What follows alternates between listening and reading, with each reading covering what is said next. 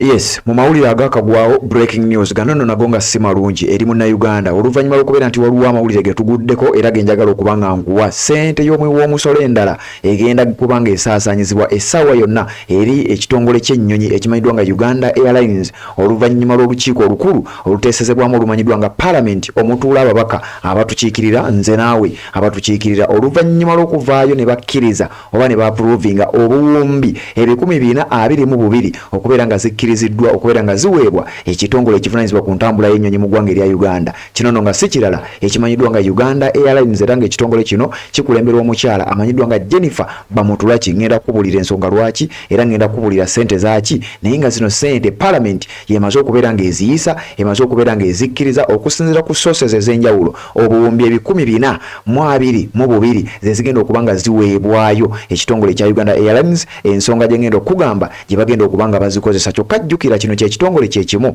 gye buvuddeko tubadde nga tukuwa amawulire obuwumbi n'obuwumbi buzzenga bubula ssente zizzenga zibulankanyizibwa ennyonyi zibadde nga zigulibwa ate nga tezigenda kukolebwa mu myezi mitono nnyo egiyise twakuwa amawulire nti ekitongole ky'ennyonyi kino kyeyongedde n'okuba nga kibanjibwa obuwumbi obuli mu 237 okusinziira ku Parliament nga kyategeerekeka nti ekitongole kya Uganda Airlines kibanjibwa ssente eziri mu buwumbi 237 kyokka nga wetwogerera kyekitongole kyekimu kisabye era Parliament nekkiriza okubeera nga babawo obuwumbi kyokka wulira nga byonna byonna bikyali awo. Waliwo kampani eva mu kibuga Dubai eyavaayo neetiisatiisa neetegeeza tegenda kuteekinga kye bayita legal actions ku kitongole kya Uganda Airlines oluvannyuma lw'okubeera nti obuwumbi 37 nga zino zaali z'amafuta wali mwezi gwa 11 ennaku z'omwezi nga 5 omwaka gwa 2024 bubanga obadde otugoberera amawulire ago nagakuwa kyokka ng'era kyekitongole kyekimu waliwo ennyonyi ezaagulibwa nga kigambibwa okuba nti zaagulibwa mu kampani enfu ennyonyi nga tezikyaliyo naye ate nga ssente zaasaasanyizibwa.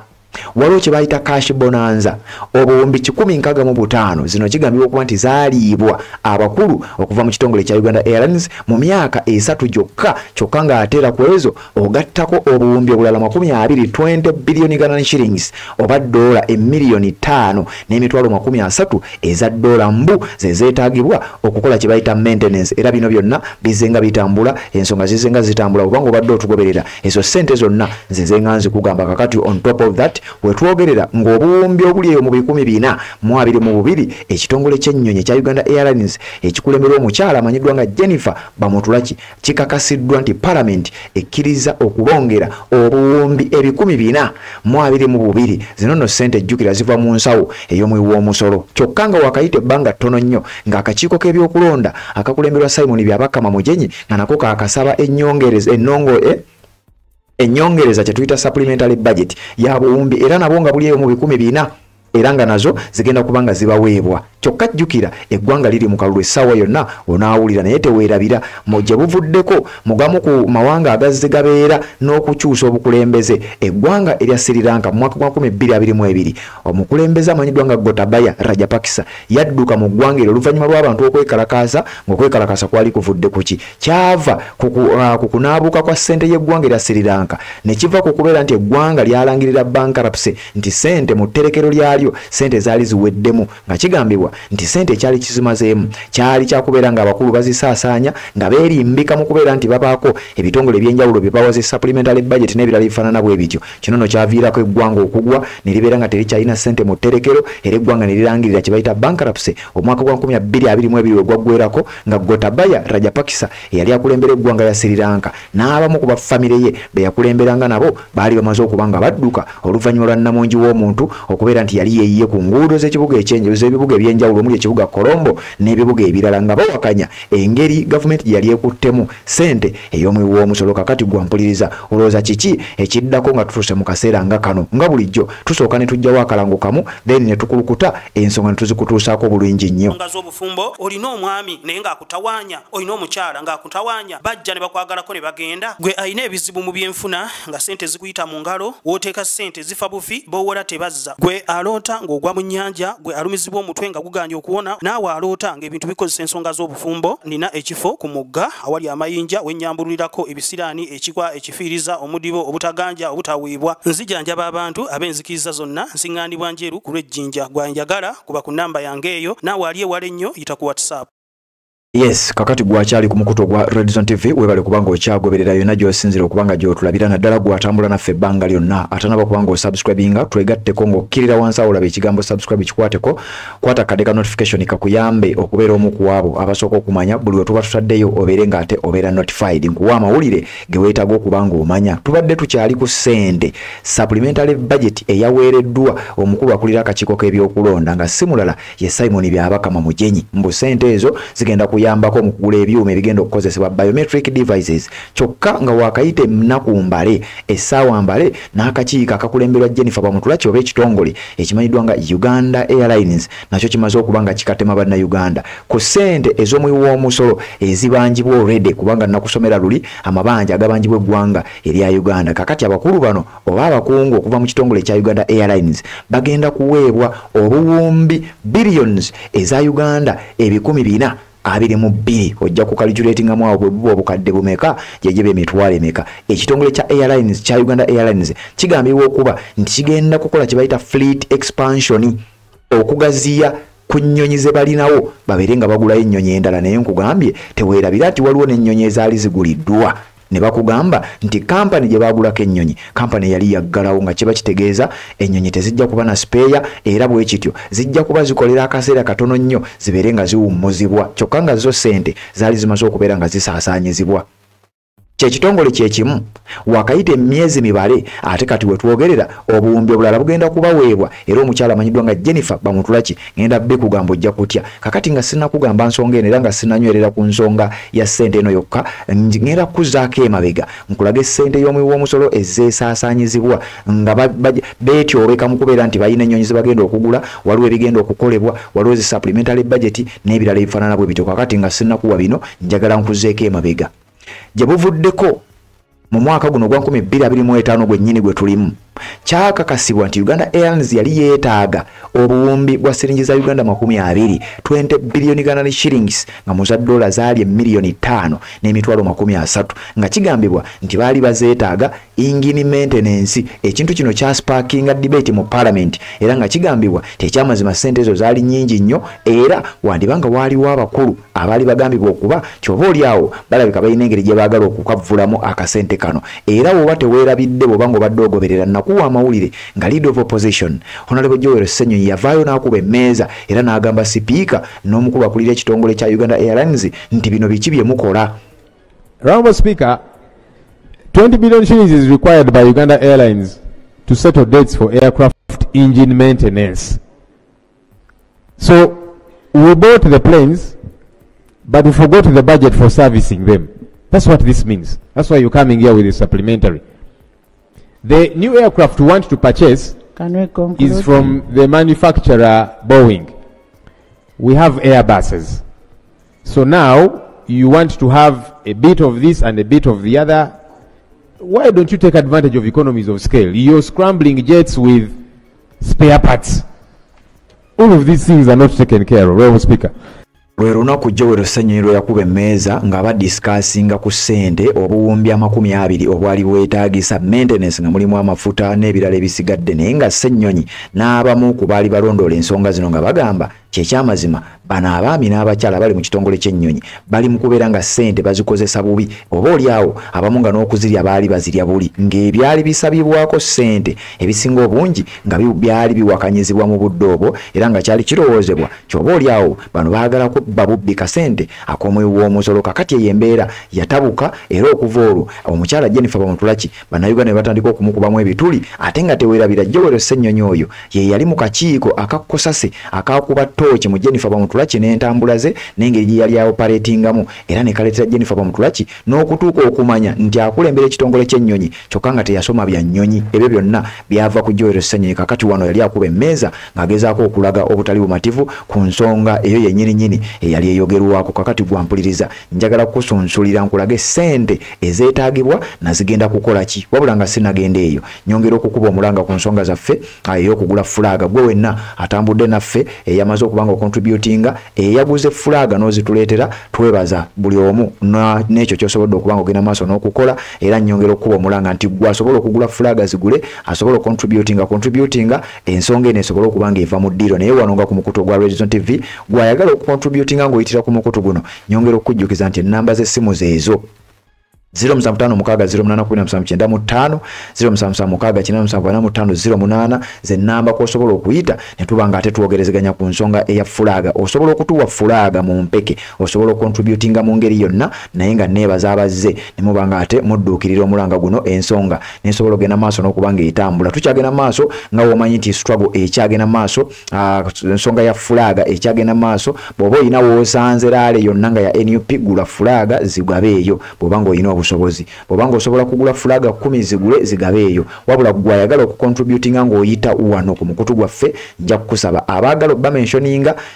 tugenda maaso n'okubanga tukikola naye abamu tebatukkiriza kubeera nga tumentioninga waliwo yatuwadde fulaga 15 naye nnyongera okujjukiza nti fulaga ezo tugenda kuzikima essaawa yonna watubuulidde naye tewatubuulidde wawooli nja kukusaba sijja kwogera linnya naye nja kukusaba okomewo komo inbox yange ombuulire fulaga ezo omwana azikime side ki tusobola okubanga tuzikima kubanga wabadde tusuubizaayo fulaga ate nga twetaaga okubeera nga tuzifuna kakati wano njagala tubeere nga tusimbula tuli ku Jennifer Bamutulaki n'ekitongole ekivunaanyizibwa ku ntambula ez'ennyonyi mu ggwanga lya Uganda obuwumbi n'obuwumbi we twogerera nga nabwo bukakasiddwa nti zeetaagibwa okubeera nga ziyambako okugaziya entambula y'ennyonyi mu ggwanga lya Uganda ekintu abamu ku bannayuganda kye bagenda maaso n'okubanga bawakanya kakati njagala owulirize bulungi nnyo nga sinaba kubanga nkutwala wala kankuwa ekiwandiiko ekikakasa bino ng'ekiwandiiko kino kyafulumidde ku mukutu ogumu ku egyo egy'amawulire ogumanyiddwa nga The Nile Post nga bagamba batya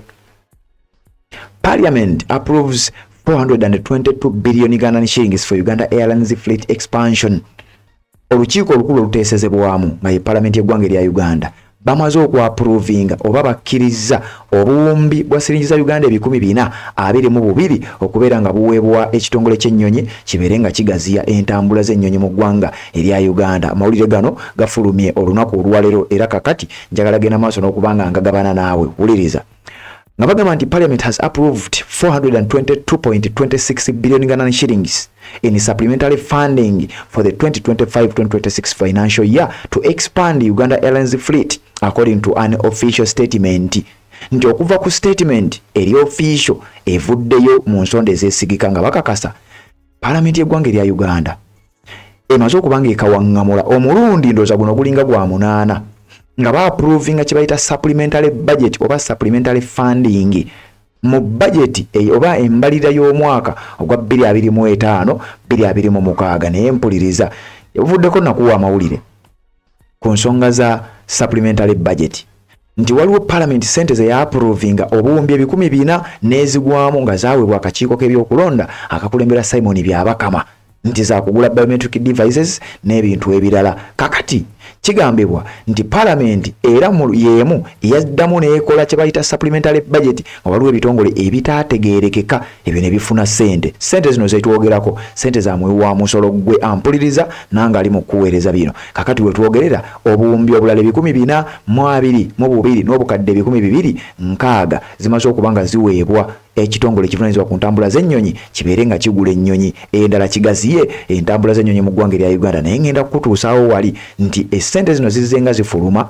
ennyonyi zizzenga zigabibwa wabula bibadde nga biddirira bibadde bitera okwennyamiza munnayuganda wuliriza mu kiwandiiko kye tukyagenda maaso n'okubanga nkusomera.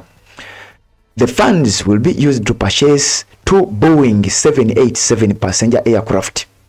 1 Boeing freighter and 2 mid-range Airbus planes, as well as cover associated bridge leasing costs. Bridge leasing costs. Nti ekitongole ky'ennyonyi kya Uganda Airlines bwe kinaamala okufuna sente zino obuwumbi 422 bagenda kuzikozesa bagule ennyonyi 2 ekika kya Boeing 787 nga zino z'abasaabaze passenger aircraft, bagule ennyonyi emu ekika kya Boeing freighter, bagule ennyonyi endala 2 eza mid-range Airbus planes. Airbus nazo ndowooza zijja kuba za migugu era sente zino zakkiriziddwa dda olukiiko olukulu olw'eggwanga olumanyiddwa nga Uganda Parliament baamaze dda okuapprovinga sente zino zigenda kuba ziweebwayo. The allocation represents one of the largest supplementary requests. Uliriza. The allocation represents one of the largest supplementary requests for the national carrier since its 2019 revival initially announced by the Finance Minister Matia Kasaija in July 2025. Uliriza bulungi nnyo. Ensonga lwaki nkuleetedde eggulire lino olitegere bulungi nnyo gwe omuwi w'omusolo. Sente z'omuwi w'omusolo ze ziri mu kusaasaanyizibwa nga bagamba allocation ya sente zino oba okuapprovinga sente zino ze zimu ku ezo ezikyasinze okubeera ennyingi ezaaprovingiddwa nga supplementary funding oluvannyuma oba okuviira ddala ekitongole ky'ennyonyi kino lwe kyatandikawo sente nnyingi zino z'owulira ku nsonga eno nga bagamba oluvannyuma lw'ekitongole kino okutandikibwa mu mwaka gwa 2019 okusinziira ku Finance Minister avunaanyizibwa ku nsonga z'ebyensimbi Matia Kasaija sente zino ze zikyasinze oba ze zimu ku ezo ezikyasinze okubeera nga zitondebwawo oba nga ziteekebwawo nga supplementary wabula nga nnyingi nnyo ebitenkanika okuviira ddala mu mwaka ogwa 2019 ekitongole ky'ennyonyi kino lwe kyaddizibwayo nga bagamba. However, the decision sparked debate among MPs. Ibrahim Ssemujju Nganda Kira Municipality urged the Parliament to demand a detailed acquisition plan, citing past issues with the Bombardier CRJ 900 deal. Uliriza njagala kubanga nkuwa amawulire gano gategere bulungi nnyo nga kigambibwa nti ezensonga eno bwe zizze mu Parliament ababaka abamu abali ku ludda oluvuganya bataddewo embeera ne badimandinga ne bagamba nti ekyamazima sente zino kituufu zeetaagibwa era tukkiriza zibeere nga ziweebwayo wabula twetaaga okumanya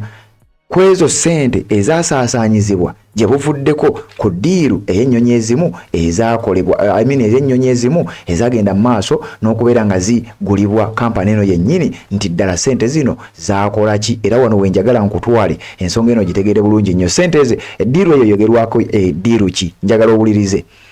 Bagambye the decision sparked debate among MPs. Ibrahim Ssemujju Nganda Kira Municipality urged the Parliament to demand a detailed acquisition plan, citing past issues with the Bombardier CRJ 900 deal. Nti diiru eyalimu okugula ennyonyi ekika kya Bombardier CRJ 900 ekyamazima diiru yeetaaga okusooka okwetegerezebwa nga tetunnaddamu kubeera nga tukkiriza omukyala Jennifer Bamutulaki okubeera nga aweebwa ssente endala okugenda okugula ennyonyi endala kati diiru eno egamba etya. Uliriza. Kigambibwa nti waliwo ddiiru wakati wa 2018-2019 sente ezaasayiningibwa era nga kigambibwa nti sente ezo zikyaliko ebibuuzo bingi ne bwe twogerera paka kati. The Uganda Bombardier CRJ 900 deal yali involved nga baali ba involved Uganda Airlines purchasing for ennyonyi nnya regional jets okuva mu kampani ya Bombardier nga wetwogerera olwalero bagikyusa erinnya bagiyita MHI RJ Aviation nga ennyonyi ezo ennya zaagulibwa nga embeera ey'okugaziya kye bayita National Carriers Revival bwe baali bazzaawo kampani y'ennyonyi ennyonyi ezo zaagulibwa kakati kigambibwa nti sente ezaakozesebwa obuwumbi obuli eyo mu 19 obukadde 19 sente eza $. Obukadde 19 nga sente zino za $. Zetuwogerako ze zaasaasaanyizibwa era ng'ezo sente bwe tuzizza mu za Uganda zikola obuwumbi 679 mu obukadde 417 mu emitwalo 35 mu 6 kakati Ssemujju Nganda n'abamu ku babaka ba opposition nga bagamba fine tukkiriza obukadde oba ennyongereza ya bukadde 242 bigende eri ekitongole eky'entambula y'ennyonyi wabula twetaaga okumanya twetaaga okulondola ku ddiiru eya Bombardier CRJ 900 eyo ddiiru byaggweerawa kubanga ebibuuzo bikyali bingi nnyo ku ddiiru eyo ebibuuzo bikyaliwo ku ddiiru eyo era twetaaga okumanya lwaki eyo tennava mu ddiiro ate mwongera kubanga ate ekitongole mukyongera ssente endala wenjogerera ensonga lwaki nkuleetedde eggulire lino otegere bulungi nnyo kiki ekigenda mu maaso n'okutambulira ku mukyala akulembera ekitongole ky'entambula z'ennyonyi amanyiddwa nga Jennifer Bamutulaki wetwogerera ensonga zongedde okubanga ziri nyenkandago ekitongole ky'ennyonyi z'eggwanga erya Uganda wetwogerera ng'ensonga etawuse wuliriza. The ministry is requesting over 400 billion Uganda shillings for a new aircraft while the country has not fully recovered from the previous deal. Thorough due diligence must be presented. Ibrahim Ssemujju bw'atyo bw'agambye mu bigambo bye mu Parliament olutalo gye lwabadde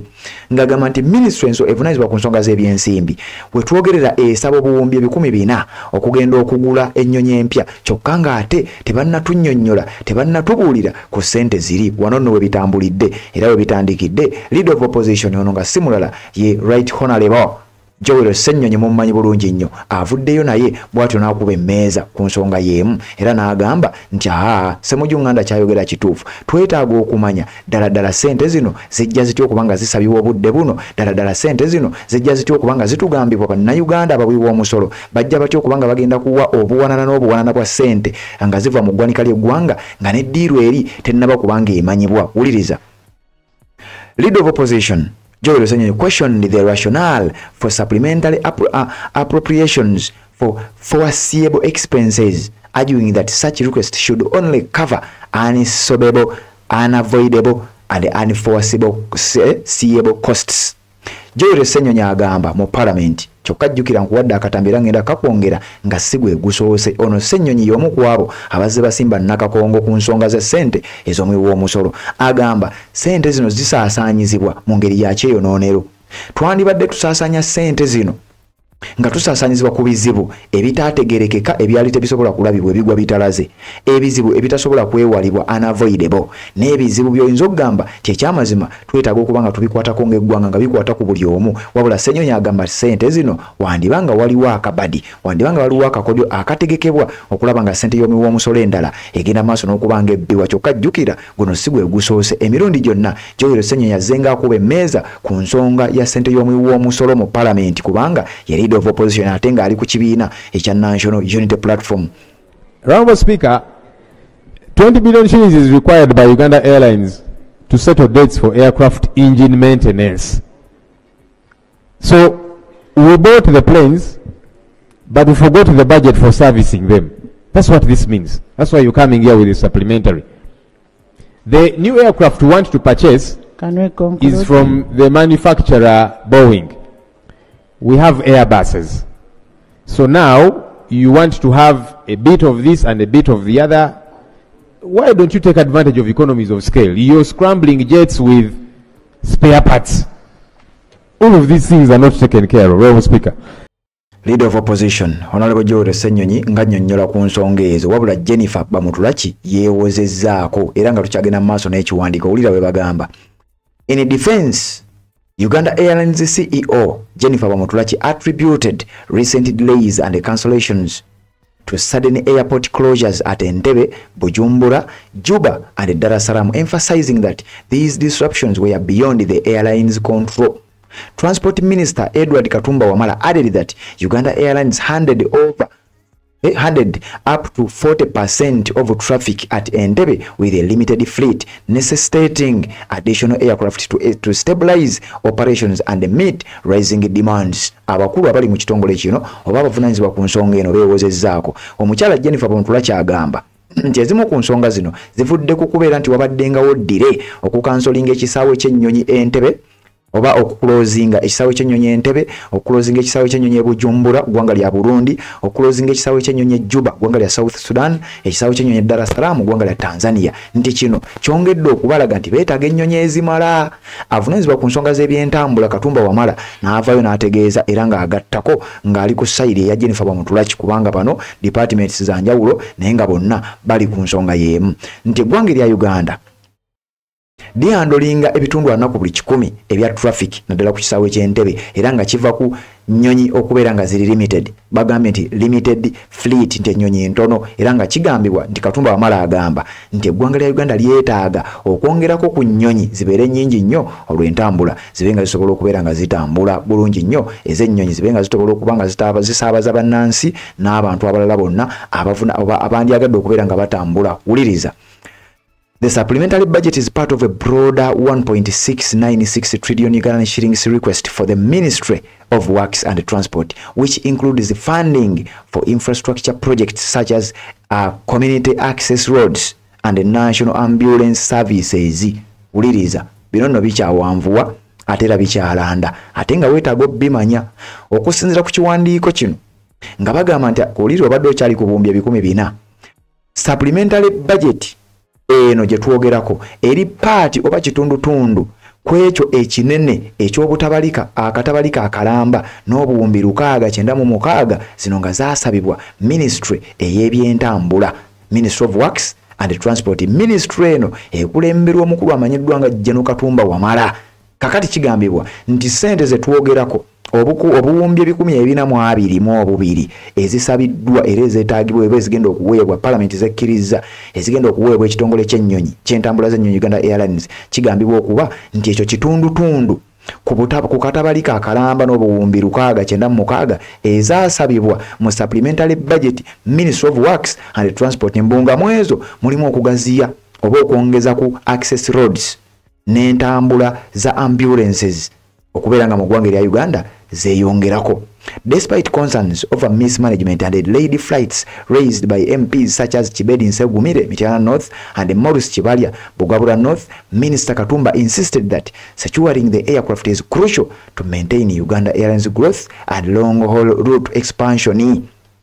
Nti waliwo ababaka abagezezaako okwagala okublockinga kino nga bagamba nti ekyamazima supplementary budgets zisusse wabula Katumba Wamala alemeddeko ye ne munne amanyiddwa nga Jennifer Bamutulaki beetaaga ssente oba mwagala oba temwagala. He confirmed that the airline is in the process of acquiring 10 aircraft, 4 mid-range or narrow-body Airbus planes, 4 wide-body Boeing aircraft, and 2 Boeing converted freighter for cargo. Uliriza nembaga sente zikyagenda maaso n'okubanga zisaasanyizibwa Major General Katumba Wamala, Jennifer Bamutulaki n'ebitongole bye bakulembera bikyagenda maaso n'okubanga bisaasanya ssente y'omuwoomusolo ku ntambula z'ennyonyi n'entambula endala. Uliriza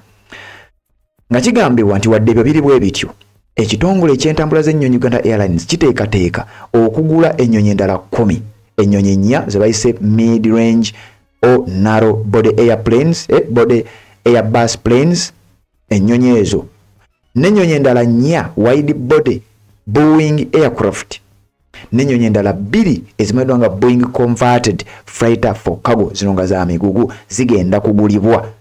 Ekyebuuzibwa era bannayuganda naddala bali mu Parliament abadde bakuba emmeeza nga beebuuza ssente ekisooka teziriiwo, tuli mu kalulu. Ekyokubiri, ssente zibadde ziweebwa zibadde ziragawa. Pre-delivery payments totaling 522 billion Ghana shillings will be made in stages to both Boeing and Airbus. Nti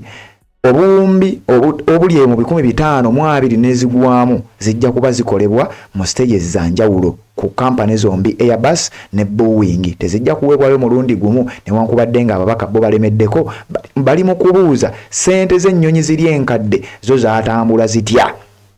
Lwaki mutusaba sente endala nga tetunaba na kumaliriza ziri enkadde? Uganda Airlines currently has a fleet of 7 aircraft, 2 wide-body Airbus n'ebirala. Kakati wana emmeeza we bagikubidde abamu ku babaka abali ku ludda oluvuganya nga bakulembeddwamu Leader of Opposition Honorable Joel Ssenye. Ku nsonga eno yennyini kakati njagala kuzaako mabega otegeere lwaki ababaka ba Parliament abamu abakyalimu ensa bakyagenda maaso n'okubanga bakuba emmeeza ku nsonga eno. Ennaku z'omwezi nga 25 omwezi ogw'omwenda omwaka guno gwennyini 2025 amawulire gaafuluma nga gava ku mukutu ogumanyiddwa nga Trumpet News nga bagamba nti cash bonanza 165 billion Ghana shillings eaten at Uganda Airlines in just 3 years. Nti nga bakakasa waliwo kye bayita cash bonanza. Obuwumbi bwa siringi za Uganda obuli mu 165 n'ezigwamu sente ezo zaaliibwa era zizze ziriibwa naddala abakungu mu kitongole ekivunaanyizibwa ku ntambula z'ennyonyi mu ggwanga erya Uganda nti sente baazirya eaten mu myaka 3 gyokka. 165 billion Ghana shillings eaten at Uganda Airlines in just 3 years. Sente zaaliibwa mu myaka 3. A forensic audit into the Uganda Airlines has revealed a catalogue of financial mismanagement exposing how more than $42.9 million US, about 165 billion Ghana shillings, has been lost or mismanaged over the past 3 years. Uliriza bulungi. Waliwo okunoonyereza okw'ekikugu kye bayita forensic audit okwakolebwa mu kitongole ekivunanyizibwa ku ntambula y'ennyonyi era okunoonyereza okwo ne kuzuula nti waliwo kye bayita mismanagement okukwata obubi ssente ey'omuwi w'omusolo okwali mu kitongole ky'entambula z'ennyonyi ekikulemberwa omukyala amanyiddwa nga Jennifer Bamutulaki batya era nga bagamba nti ssente obuwumbi obuli mu 165 ziriiriddwa nga zino dola obukadde 4,209 nga muzaano bwe buwumbi 165 ziriiriddwa oba ziri mismanaged mu myaka 3 gyokka. The demanding report by the Auditor General paints the national carrier as a leaking vessel with billions of shillings slipping away through fuel payments, ticket fraud, untraceable transactions and weak revenue controls. Nti sente ezibadde eziri mu kwogerwako ezibbibwa mu kitongole ekivunanyizibwa ku ntambula z'ennyonyi ekikulemberwa omukyala amanyiddwa nga Jennifer Bamutulaki kizuuliddwa nti sente zino zizze zibbibwa mu bintu eby'enjawulo. Bintu ki? Mulimu kye bayita fuel payments, nti bano babadde babba ssente nga bazibbira mu mafuta kitugula mafuta. Mulimu kye bayise ticket fraud, waliwo tiketi z'ennyonyi ezibadde zikubibwa nga za kimpatira za kiyaaye. Waliwo nkye bagambye untraceable transactions, nti waliwo ne ssente ezibadde zifuluma ekyamazima nga tosobola kuzitracinga, tosobola kumanya zaayitawa, tosobola kumanya zaalagawa, tosobola kumanya ani azivunaanyizibwako, wabula nga ebitabo biraga nti ssente zaafulumizibwa. Kakati obuwumbi 165 ne zibbibwa. Ne waliwo ne kye bayita weak revenue controls, engeri gye ba controllinga mu revenue kiba ebadde nnafu nnyo era nga ze zimu ku ezo ensonga eziviiriddeko obuwumbi obwo okujja nga bubuzaabuzibwa. Wuliriza bino nno nkugambye amawulire gano gaafuluma nga 25 ogw'omwenda kyokka tewannayita yadde emyezi 6 ekitongole kyekimu Parliament ekkiriza babeere nga bakiwa obutitimbe n'obutitimbe obwa ssente. Olowooza ani ayinza okuba nga ali mu ddiiru eno? Jennifer Bamutulaki akolagana n'abaani mu Parliament okulaba nga ddiiru zino ziyitawo buyisi. The audit identifies fuel management as the single biggest drain. Uganda Airlines paid out $7.2 million, approximately 26 billion Ugandan shillings for fuel without providing evidence such as aircraft tech logs or supply receipt to support the invoices. Uliriza nga bagamba nti bakizudde nti mu mafuta babbiddemu obuwumbi n'obuwumbi bwa siringi za Uganda era nga audit eno kye bayise forensic audit okunoonyereza okw'ekikugu ku nsonga zino kwakizuula nti dola obukadde 7.24 bakizuula nti zibulidde mu kufulumya risiiti nfu kwegamba zibulidde mu kugula mafuta nga mafuta galaga gaagulibwa naye nga tewaliwo receipt oba kintu kino kyonna kiraga proof nti amafuta gaagulibwa. Awo wokka babbidde okusinza ku audit eyakolebwa forensic babbiddewo obukadde 7.24 dola nga muzaano bwe buwumbi 26 ezo nga tezimanyiddwako mayitire naye nga kikakasiddwa nti zaabulira mu kwerimbika mu kugula mafuta. Auditors also uncovered 761 instances where billed volumes exceeded aircraft fuel tank capacities, costing the airlines $12.8 million, approximately 10 billion Ugandan shillings in questionable charges. Uliriza sente zibbibwa kyokka endala zitwalibwayo. Bakizudde oba okunoonyereza kuno kwazuula emirundi 761. Uliriza instances 761 emirundi gye baakola bills oba gye baabiiringa amafuta kyokka nga amafuta okusinziira ku biwandiiko nga amafuta mangi okusinziira ku tanka. Uliriza tugeze ennyonyi tanka yaayo enywa amafuta liita 10,000 oba liita tugambe nti enywa liita 1,500 kyokka nga mu bitabo balaga nti ennyonyi baasayininga liita 2.2. kakati wano we bakugambira nti ssente zaabulira mweyo okusinziira ku audit kyeyavaayo neezuula nti baazuula emirundi 761 kino lwekyali kibaddewo obuwumbi n'obuwumbi ne bubbibwa. Kakati ebyo nga bikyagenda mu maaso ssente nga zimaze okuba nga zigabibwa nkugambye nkyagenda maaso n'okuba nga nkusunsulira bino weetaaga okuba nga obimanya. Ng'ennaku z'omwezi 27 omwezi ogw'omunaana 2025 waliwo amawulire agaafulumira mu kutugwamu ogumanyiddwa nga Chimp Reports nga bagamba nti Uganda Airlines Bamutulaki in turbulence, Boeing Airbus deals exposes cracks amid fraud allegations. Nti omukyala akulira ekitongole ky'entambula z'ennyonyi nga si mulala Jennifer Bamutulaki ali mu buzibu era wano baali bakizudde nti waliwo diiru ezakuba wakati w'ekitongole kya Boeing ekikola ennyonyi Airbus nti diiru zaaliikinga era ne ziraga era nga zirumika omukyala Jennifer Bamutulaki nti wandibanga waliwo diiru zabadde nga akutula era ne ziraga ebituli ebigenda maaso n'okuba nga byeyoleka mu kitongole eky'entambula z'ennyonyi mu ggwanga erya Uganda kyokka ng'ebyo bitadde ebbali ssente y'omuwi w'omusolo ekyagenda maaso n'okuba nga esaasaanyizibwa ekyagenda maaso n'okuba nga eweebwayo era omukyala Jennifer Bamutulaki bwe twogerera obuwumbi 420 n'obugwamu zigenda kuba nga zimuweebwa kakati wuliriza ate wano.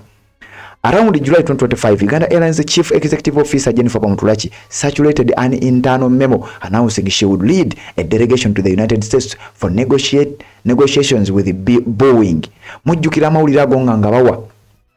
gwali mwezi gwa musanvu mwaka guno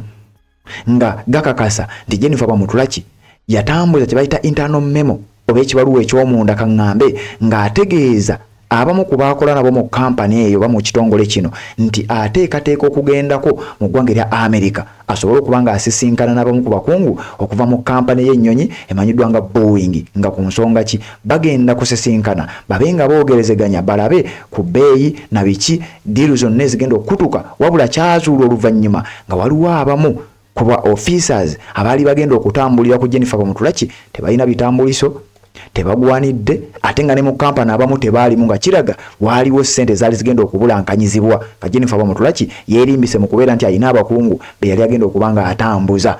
Tukyagenda mu maaso. Ennaku z'omwezi nga 5 omwezi ogwa Novemba omwaka 2024 lwali lunaku lwakubiri amawulire gaafuluma nti waliwo kampani emu mu kibuga Dubai eyali evuddeyo neetegeeza nga bwegenda okugenda mu kkooti ku nsonga era ze zimu ez'entambula y'ennyonyi. Wuliriza bulungi nnyo obuwumbi 37 billion Uganda shillings gaali mabanja agaali gabanjibwa ekitongole ky'entambula z'ennyonyi kya Uganda